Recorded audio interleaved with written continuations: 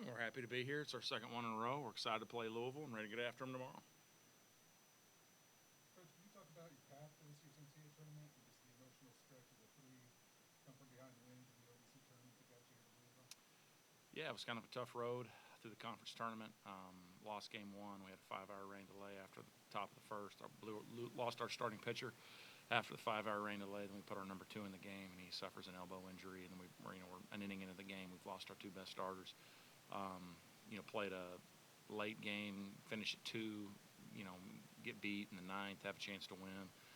Get done about 2 o'clock, have turnaround play at 11 a.m., have to win a doubleheader with a superb, quick turnaround and found a way to win 2 games with another late game that turned back around and play on noon on Saturday for the championship. And thought our guys, all 3 of the wins were come from behind wins. I thought our kids showed a tremendous amount of, resilience and toughness and grit and came back from adversity and just really proud of how they played in Lexington.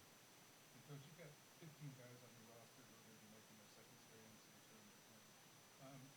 What is the approach, the team is like going into this week knowing it's the second time you're going to the NCAA tournament? It's a lot more business-like than it was a year ago. I know a year ago there was a lot of emotion behind it, and we had some fifth-year seniors that had worked, for 5 years to get to an NCAA tournament, and it was an event for those guys.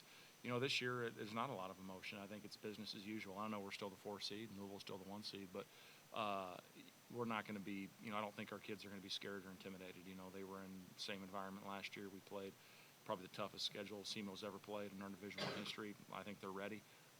They've been really, in the middle and really calm, and that might be a function of us being so dang tired from the conference tournament with how that went down. But our guys have been just very even-keeled this week, so I think we're just ready to go out and play baseball tomorrow. This is one of the most experienced teams that you have. Talk about Tyler Wilbur and Andrew Peck and just the impact those guys make in Barbie Town. Yeah, we've got a 24-year-old senior. It's nice to have 24-year-olds playing college baseball, but, Tyler is a guy that's been great ever since he set foot on campus. He's played every inning at shortstop since he first came on campus. We have not subbed him out one time in his career. And to have that kind of experience and leadership in the middle of the diamond comboed with a great player. He's led the OVC in hitting twice. He set the school record for RBIs in a season this year. He's a great player, and he's an old player. And then you have right behind him Andrew Keck, a young man that basically has matched him step for step in terms of production this year. And Andrew's old too. He's a 4th-year guy.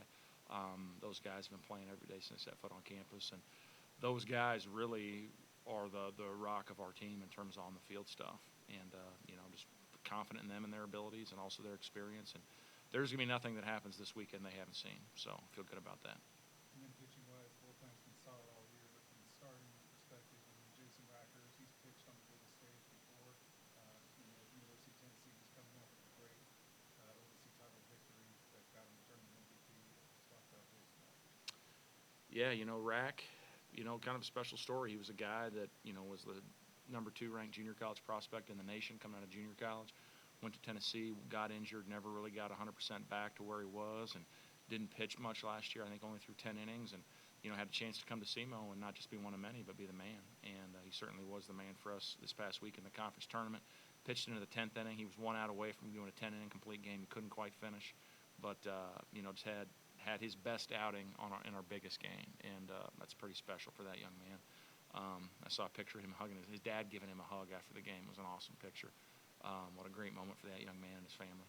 But he's an old guy. Was on the College World Series roster a year ago. He was in Omaha with Tennessee, and I know he's excited to try to do his part to get us back there. And this is the last question I have, but you played some Power 5 schools this year. You had a win over a Power 5 school, but now you're in regional with 3 more Power 5 schools. But just talk about the makeup of the regional and what this means for Southeast Missouri to get that national spotlight. Yeah, we've played a really good schedule the last 2 years, basically with this same group. With series wins at South Alabama, who's a great mid-major program. Series win at Dallas Baptist, which is a great mid-major program. Win at Ole Miss. A regional appearance a year ago. Played a series at Arkansas a year ago. Didn't win a game, but had them beat while they were the second-ranked team in the country. We had a lead into the 9th inning. Played at Oklahoma State this year. This team has played this level of competition, and it's not, obviously, we're still the 4 seed, and Louisville's the 1 seed, and obviously Oregon and Michigan are great teams too. But, if we get beat, it's not because we're scared or intimidated. And, I tell our guys all the time on both sides of the equation, there's a time we might be playing UT Martin and we're favored to win the game. I always say that, it's a cliche, but the best team's not going to win. It's going to be the team that plays the best. And we have just as much right as Michigan or Oregon or Louisville to come out and play good this weekend. And so that's just our focus. It's not about playing Louisville or Michigan or Oregon. It's just, can we come out here in this environment and play a good baseball game?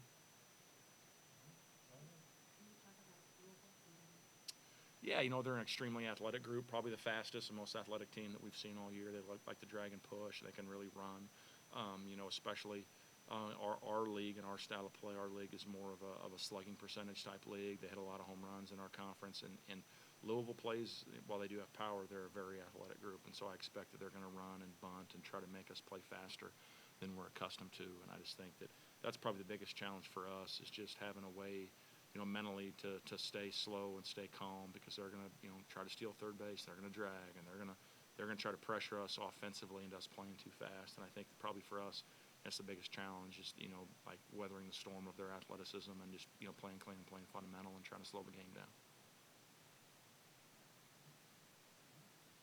Yes, ma'am.